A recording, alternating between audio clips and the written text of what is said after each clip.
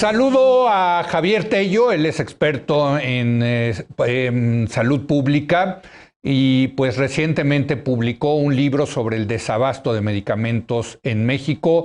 Javier, ¿cómo estás? Muy buenas noches. Buenas noches, Leo, qué gusto. A ver, ¿qué encontraste? ¿Cuáles son las principales conclusiones de tu libro? Sí, mira, yo quise escribir este libro primero que nada para informar a la gente común, para que cualquier persona pudiera entender qué es lo que está pasando y por qué tenemos ya 2 años y medio con el peor desabasto de medicamentos en México, ¿no? Y Ujú. bueno, analizando un poco las cosas, todo es clarísimo, todo ha estado publicado, pero lamentablemente mal comunicado, ¿no? Y vemos que es una serie de malas decisiones y desatinos que comenzaron cuando se quiso, vamos un poco a retomar el hilo de lo que estabas hablando hace un rato, de centralizar Ujú. toda la economía y la toma de decisiones se basó en centralizar las compras del gobierno federal, ¿no? Y Ujú. que pasaran a manos de la Oficialía Mayor de Hacienda. Para Sí. los que analizamos las compras del sector salud, pues esto nos levantó las cejas. Mira, Leo, como yo he venido diciendo, yo creo que los expertos de la Secretaría de la Defensa Nacional saben cómo comprar un tanque de guerra. No una persona, no un Sí. burócrata en la Secretaría de Hacienda, ¿no? Ujú. Y lo Ujú. mismo ocurría con la compra consolidada de medicamentos que el Instituto Mexicano del Seguro Social había venido Sí, realizando sí. desde hace ya más de casi 20 años, ¿no? Pero ¿qué Y en dices ese, ante el argumento que siempre saca el gobierno de que había mucha eh, corrupción, Javier? pues es que el caso es que no logras encontrar la corrupción, Leo. Mientras ¿No estamos había tú y yo corrupción? hablando, Sí, perdón, no hay una acta levantada contra eso es nadie, cierto. no hay una persona investigada, no hay Ujú. una sola persona en la cárcel. ¿Qué es Sí. lo que había? Lo que había era una serie de cosas que les parecían raras, que desconocían, por eso digo yo que el primer ingrediente aquí fue la ignorancia, el no saber Ujú. qué sucedía. Te voy a poner el ejemplo más claro, ¿no? Y el ejemplo que se va a la miscommunication, diríamos en Ujú. inglés, a la mala comunicación, ¿no? El decir que esto es un complot de las farmacéuticas. Bueno, primero que nada, Ujú. nadie hace, y lo intento yo poner bien en el libro, cuál es la diferencia entre una empresa farmacéutica y un distribuidor. Nadie ha explicado que las empresas farmacéuticas fabrican medicamentos y necesitan tener contratos con empresas de distribución. Así Leo, es. esto no es una cuestión de corrupción, esto es una Ujú. cuestión contractual que ocurre en todo el mundo. Ujú. El negocio de la distribución de fármacos en el mundo es un negocio de más de 400.000 millones de dólares, ¿sí? Wow. Y esto Ujú. tiene que ocurrir de alguna manera. Si tú de repente descubres, porque esa es la palabra, descubres porque no lo sabías, que el costo de la adquisición de medicamentos trae inherente un precio de la distribución y quieres recortar con eso, ahorrártelo y traértelo para el erario, para la 4T, pues estás en un error, porque súbitamente te quedaste sin cómo distribuir los medicamentos. Ese es uno nada más de los Ujú. pequeños errores que se fueron conjuntando, ¿no? Déjame preguntarte, entonces, digamos, el Sistema Nacional de Salud del Reino Unido, que funciona razonablemente bien, Uh ¿le -huh. compra los medicamentos a distribuidores? No, y qué bueno que tocas el punto porque lo tengo en el libro. El Sí, sistema de salud del Reino Unido sí, no compra absolutamente nada en físico. Tú sales de un consultorio particular, por cierto, sí, al sí, cual tu médico le pasa la cuenta al gobierno, vas sí. a la farmacia de la esquina y te Ujú. dan un medicamento que está en un formulario preacordado con el gobierno y con unos precios prenegociados con el gobierno. Ujú. Pero realmente los medicamentos, las empresas farmacéuticas en Gran Bretaña los surten a cualquier cantidad de farmacias. Lo que sucede es que vas a la farmacia de la esquina, Mm. la farmacia te da tu medicamento, pagas un copago o un Sí, servicio, sí, o sea, poquito, no ¿no? es gratuito, Pero muy poquito, poquito, ¿no? pagas, Ujú. sí, como 10 libras o Sí, una sí. cosa así, Ujú. ¿sí? Y a menos de que seas mayor de Sí, 60 sí. años, es otra cosa. Pero al final la farmacia se lo cobra al gobierno, Pero la ¿sí? farmacia sí Ese, le compra al distribuidor, vaya, o sea, no. O efectivamente, sea, los pero los distribuidores, distribuidores, lo que quiero hacer el punto aquí sí. es que en todos lados no puedes quitar al distribuidor. No, eso es imposible. Es como Ujú. si de repente tú quisieras quitar precisamente, es una parte esencial de una cadena de suministros, ¿no? Ok. Ujú. Y eso es lo que no quisieron reconocer. Ahora bien, la segunda parte del contrato que se tenía con los distribuidores les daba un poder para la negociación. Mira, yo Ujú. soy un distribuidor, yo tengo el músculo, Dame Sí. por favor el poder y yo a su vez te represento en las licitaciones, porque de nuevo las empresas farmacéuticas no tienen la capacidad para estar en cualquier cantidad de Claro. licitaciones con un grupo de abogados haciendo las cosas. Ujú, Esto les pareció que era sospechoso y eso es lo que llamaron corrupción, pero eso no es corrupción. ujú, Corrupción tampoco es que tres grandes distribuidores con mucho músculo, mucha capacidad logística, ujú. con estándares internacionales, tengan el 60 y tantos% del mercado. Ujú. Tanto que en un memorándum firmado por el presidente de la República se les tacha de una conducta inmoral. Pues yo no sé en cuántos países, Leo, la inmoralidad produce que cortes una cadena de suministros y te quedes en el mayor desabasto de medicamentos, Ahora, ¿no? yo lo que sé es que la Comisión de Competencia Económica sí los estaba investigando por posibles prácticas oligopólicas, ¿no?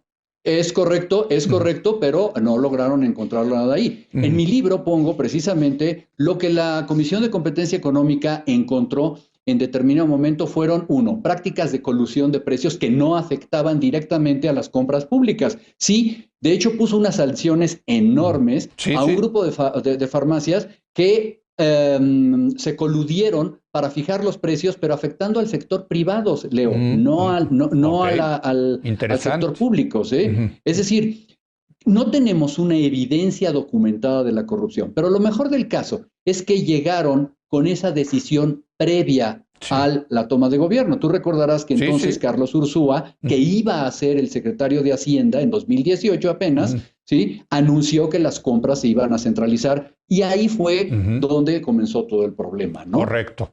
Entonces, le pasaron a la Oficialía Mayor de la Secretaría de Hacienda las compras consolidadas, estaba todavía Raquel Buenrostro.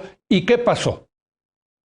Bueno, esa primera compra consolidada, como lo digo yo, Ujú, ellos no sabían cómo se hacía. Entonces quisieron empezar a tomar el control de todo, quisieron anular todos los contratos y volver a iniciar. Sin embargo, las compras consolidadas ya estaban calendarizadas y ya los proveedores sabían exactamente las fechas en que tenían que hacer. Y aquí, como tuvieron una curva de aprendizaje, que por cierto creo, a mi juicio, nunca lograron terminar porque siguen aprendiendo, ¿sí? Comenzaron a mover las fechas, a mover requisitos ujú. y súbitamente tú tenías un absurdo como que no entregaron, primero que nada, las bases de la licitación a tiempo. Tú recordarás, Sí, en el sí. segundo semestre de 2019, esa compra consolidada fue un fracaso, casi un chiste, porque menos del 30% se logró adjudicar en base a las claves. Les pusieron unos precios demasiado bajos que los fabricantes no podían cumplir, les pusieron fechas de entrega terriblemente apretadas y cuando los fabricantes decidieron que no podían competir bajo esas reglas, pues les dijeron y los acusaron de boicot, de complot y de cualquier cantidad de cosas. En el camino cancelaron a los distribuidores más grandes y quisieron hacer la negociación con los distribuidores más chicos y Ujú, fijándoles otra vez un margen que se inventaron en la cabeza. Alguien llegó a la conclusión de que los distribuidores ganaban algo así como el 30% de margen y dijeron, pues es muy fácil, los quitas y ese 30% te lo ahorras. ujú. Es facilísimo, ¿no? Alguien en algún trabajo periodístico que estuve analizando decía que el sentimiento en esas juntas era como si la Oficialía Mayor de Hacienda se estuviera comportando prácticamente como la gerencia de compras de cualquier empresa, ¿no? Viendo cómo te castigaba el margen. Hicieron que los proveedores, que las empresas farmacéuticas participaran en lo que ellos les llamaron estudios de mercado, que no son estudios de mercado. Les hicieron Ujú. pensar que iban a tener ellos una adjudicación directa siempre y cuando les dijeran cuál era el precio mínimo que podían ofrecer. Y de esta manera, con los precios mínimos exhibidos, quisieron tasar a todos los demás. O Ah, sea, se les salió de control completamente, ¿no? yo tengo aquí que darle el crédito a Salomón Chertoriski, que era en ese entonces aquí colaborador nuestro. Yo le decía el profeta de las políticas públicas porque desde principios del sexenio decía, si hacen esto va a haber desabasto de medicinas. En ese entonces no había, Absolutamente. porque hay que decirlo, la compra del 2019 la hizo en 2018 el gobierno de Peña Nieto, ¿no? Pero además hay una cuestión de la que se ha hablado poco, y otra vez no es tampoco el Sí. gran descubrimiento del Pulitzer, Ujú, ni mucho menos, porque ya se sabía. Cuando el equipo de, ay, perdóname, el equipo de transición se reúne a finales de 2018, lo primero que dicen es, ¿qué es esto? No, pues son los medicamentos. No, bueno, cancelen todo eso. No, atención. Si lo cancelan, el presidente de la República arranca en enero de 2019 sin medicamentos. Bueno, no, entonces no lo cancelen. Razón. Pero estuvieron a punto de cancelarlo. Entonces, Leo, lo que yo a ver, perdón, tengo que hacer una pausa. Déjame, nada más rápido te hago la pregunta y nos vamos a una pausa, Javier. Claro. ¿De qué tamaño fue el primer desabasto por esta decisión? El primer desabasto hizo que nos quedáramos con más del 60 y tantos por ciento, 63% de claves desiertas. O sea, de repente casi solamente 3 de cada 10 medicamentos pudieron ser negociados. Ojo, entre ellos tú recordarás que teníamos un grave problema con los que más ruido te hacen, que eran los medicamentos de alta especialidad y los oncológicos. Luego ya bajó para quedarte hasta sin paracetamol, ¿no? Sí, totalmente. Hijo, bueno, déjame, Javier, hago una breve pausa y seguimos con esta historia, pues, ¿cómo la podríamos llamar? ¿Adjetivar? ¿De terror? Bueno, regresamos en un momento más.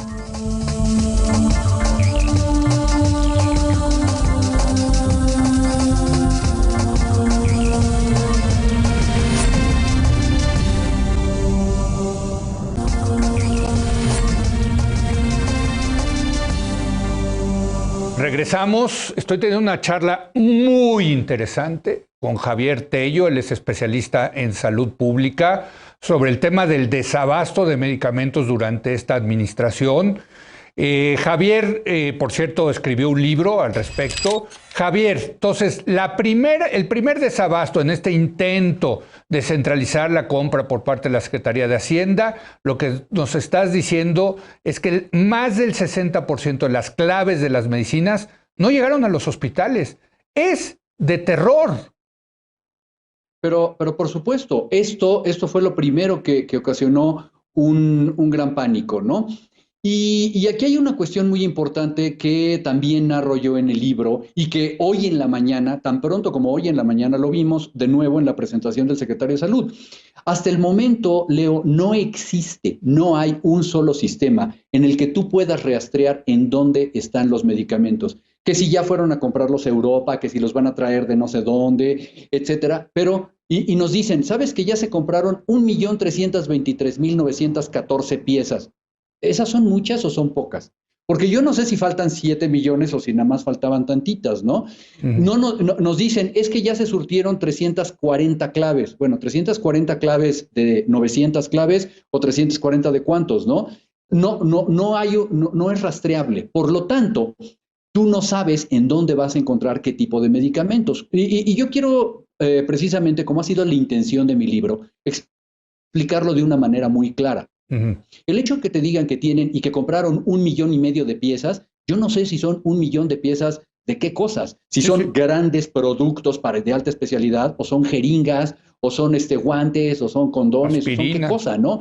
Exactamente, no lo sabemos porque no hay un reporte. El INSABI, que a la fecha ahora se ha convertido en el metaadministrador de los recursos para la salud, publica en su sitio mensualmente unas tablitas en un PDF que no te dicen absolutamente nada, porque como si un contador las estuviera, con todo respeto a los contadores, las estuviera haciendo, te dice, mira, es que ese es el número de requisiciones solicitadas y este es el número de piezas surtidas. Gracias. Eso no me dice si yo voy a tener determinado medicamento, dónde voy a encontrar Vincristina o dónde voy a encontrar losartán. No tengo la menor idea de eso porque no le podemos dar seguimiento. Pero entonces lo que estás diciendo es que al día de hoy sigue el desabasto o no sabemos. O no sabemos. Sigue el desabasto y para estar conscientes de ello solamente hay que preguntarle a los muchos médicos que no tienen con qué trabajar y de quienes hablo en el libro, a los profesionales de la salud que no pueden darle seguimiento a los tratamientos de los pacientes, a los niños con cáncer, con los que acabo de platicar hace rato yo en Twitter, que tampoco logran encontrarlo. Es decir, por todos lados. Y en el secretario de Salud, hoy en la mañana, que dijo que ahí la llevamos y que en próximas semanas van a caer estos medicamentos, no sabemos cuáles, no sabemos de dónde, no sabemos qué claves, pero que puso ahí en unas gráficas diciendo que ya los fueron a comprar a ¿Quién está comprando ahorita? ¿El INSABI? Ahorita están comprando todos, porque O sea, a ver, que... para entender la historia, si entiendo bien. Primero fue Hacienda, no funcionó. Luego le pidieron a las Naciones Unidas, ¿no? También que viniera y comprara, y creo que tampoco funcionó, ¿no? Por las Naciones Unidas. No ha funcionado, pero sigue comprando. Ah, ¿sí? Y luego, ¿qué pasó? A ver, síguenos contando esta historia, a ver. Cuando llevaban como el segundo o el tercer intento de hacer una licitación, digamos, con una nueva manera, se apanicaron porque ya no tenían mucho para dónde hacerse y veían que no respondía. Y por parte del INSABI se manda un memorándum casi en marzo del año pasado, que entre el medio se le conoce con el apodo del memorándum Sálvese quien pueda, en donde decían, señores de las instituciones, por favor, cada quien cómprele al proveedor que vea por enfrente. Y te voy a decir cuál es el problema. ¿Sin licitación? Sí, el problema es que yo veo a un proveedor y se lo compro, y otro ve a otro proveedor y se lo compra, o yo veo a otro proveedor de lo mismo 2 meses después y se lo compro. Y esto ha llegado a cosas tan disímbolas. Creo que Jorge Andrés Castañeda lo ha llegado a analizar en alguna parte, en donde tú te encuentras que compraban un medicamento en 100 pesos una vez, y la siguiente compra costaba 500, pero a la Secretaría de Salud del Estado de al lado les costaban con otro precio. Lo que tenemos hoy es que cada quien está comprando al proveedor que se le da la gana. Cuando dices cada quien, se le da la gana. Cuando dices cada quien, ¿qué dices? IMSS, ISSSTE, Secretaría de Salud de la Defensa, Pemex y cada uno de los servicios de salud de los estados que ahora están afiliados al INSABI. Entonces, por un lado, el INSABI quiere mantener su sistema de compras y el control económico a través de la UNOPS. La UNOPS no está dando los resultados. UNOPS es la Naciones Unidas, para que la gente exactamente, sepa. Sí, la Oficina de Fuerzas Especiales, suena fútbol americano, de las Naciones Unidas, ¿no? Entonces, para proyectos especiales, no para las compras más grandes del sistema de salud más complejo del mundo. Imagínate tú, ¿no? Sí. Entonces, bueno, en eso no se le ha logrado dar una continuidad donde puedas tú mantener un flujo. El día de hoy, si yo quisiera ser terriblemente optimista, te diría que estamos en el escenario en que no sabemos qué esperar. No sabemos qué va a haber mañana, los médicos no saben qué les va a tocar. Yo solamente he revisado desde que lancé el libro hasta el día de hoy cualquier cantidad de mensajes en mi cuenta de Twitter donde médicos y pacientes te dicen, bueno, es que no tenemos y no sabemos cuándo vamos a tener, ¿no? Claro, no, bueno, pues imagínate. Aparte, esto, Javier, tú eres experto en esto, se puede planear razonablemente bien, ¿no? La demanda que va a haber de medicamentos, ¿no? Salvo, desde luego, una crisis de pandemia como el COVID-19. Pero si no hay pandemia, pues tú sí puedes ir planeando más o menos cuántas medicinas van a requerirse en el año, ¿no? Mira, no lo digo yo, Leo, así había funcionado. Sí. Este sistema de compra consolidada se basó, no es que sea mi favorito y quiero ser muy claro con esto. Creo que es perfectible, ¿no? Nadie dijo que viviéramos en Suecia como tanto nos recuerda, no. Pero, primero que nada, el Instituto Mexicano del Seguro Social, que para los fines prácticos es un monopsonio, es el supercliente más grande y es el que puede apabullar a los proveedores e imponerles precios, tenía tanto poder de músculo que abrazó las compras de el ISSSTE, la Secretaría de la Defensa Nacional, la Marina, Pemex y muchos estados de la República en la famosísima gran compra consolidada. Esto funcionaba tan bien, yo no lo digo, como lo puso el Seguro Social el primer año de esta administración. Estaban presumiendo los logros en más de 90% de abasto, con ahorros sustanciales que habían venido incrementándose. O sea, cada vez se gastaba menos y se compraba mejor. O sea, ese era el discurso. Si hubiera habido corrupción, pues hubieran buscado en dónde había y la corregían, mientras mantenías esto. También otra cosa, Leo, creo que todos los gobiernos tienen la potestad de poner el sistema de compras que se les dé la gana, pero lo haces de una manera en la que no haces el paso de la muerte y dejas a los pacientes con nada en ese momento. Claro. Yo, como pongo en el libro, el ejemplo es este. Cuando un paciente necesita un trasplante de corazón, normalmente lo que haces es que lo conectas a un sistema de soporte vital, le quitas el corazón y le pones el otro corazón, pero está con un sistema de soporte vital. En este caso lo que hicieron fue quitarle el corazón al paciente enfermo, porque creyeron que estaba enfermo o porque diagnosticaron que estaba enfermo, pero no había un donador. Ese es la gravedad del problema, ¿no? O le Y es lo pusieron que, un hígado en lugar de un corazón. o algo por el estilo. Mira, es por lo que yo concluyo el libro diciendo Sí. que aquí tenemos un problema que comenzó por ignorancia, o sea, pusieron a gente que no sabía de qué se trataba el sistema de salud ni las Mm. compras. Dos, incompetencia, porque hasta la fecha no han logrado entender, aprender, ceder o conceder, y todo movido por ideología. La realidad de las cosas es que una vez que hemos a 2 años y medio demostrado que pues Ujú. funcionaba de alguna manera, no hay un componente más allá que el ideológico para haber hecho esto, ¿no? Y es por ello que yo creo Sí. que es un gran error. Dime una cosa, aquellos distribuidores, grandes distribuidores, que la administración de López Obrador veían con mucho recelo, con posibles prácticas corruptoras, ¿han regresado a operar? O sea, ¿le están vendiendo al gobierno? Hoy sí. Bueno, el distribuidor más grande creo que no, porque pues tuvo que cerrar operaciones en muchas cosas. Imagínate, Que es más de Prisa, 2,000 ¿no? familias. Era fármacos especializados, Ah, ¿sí? ok, ok. Ese Ok, cerró. ahora, sí, o Ujú. sea, o por lo menos ya no está en operaciones de esa envergadura. Ok, Pero los otros distribuidores han seguido compitiendo, digo, ya, y están participando allá, con menor cantidad de cifra de negocios, ni siquiera creo que lleguen al 30%, pero están en ello. ¿Por qué? Porque una cosa muy lógica, Leo, son gente que sabe el negocio y que son especialistas. claro. Mira, pareciera que, por eso te digo, parte de la ignorancia es que hubieran descubierto aquí una secta extraña de gente intermediaria. No es así. Sí, La distribución de healthcare, de productos de salud, es de gente especializada, con sí, sí. empresas importantísimas. Solamente le digo a tu auditorio que busquen una empresa que se llama Cardinal Health, lo que es y lo que significa en los Estados Unidos y Canadá, ¿no? Ujú. Como distribuidor y como músculo. Es decir, así es como funcionan los No, grandes no, bueno, ya servicios de salud. aquí nos los dijo varias veces Chertoriski, es que la logística Claro. es muy difícil. Por ejemplo, hay todo un tema de medicinas que tienen que ir en cadena de frío. No es como dice el presidente que llegan hasta el último municipio papitas y refrescos. Es que es mucho más delicado mover los medicamentos, Javier. Es muy delicado y además tiene una acción muy simpática que se llama picking and packing. Esto es, Ujú. cuando tú vas a una farmacia, a ti te vende una casa farmacéutica un corrugado que tiene 100 cajas de medicinas o 40 cajas de Ujú. medicinas, pero una farmacia no te va a comprar el corrugado cerrado, te va a comprar 3 cajas de medicinas o Sí. 4 o las que sean necesarias.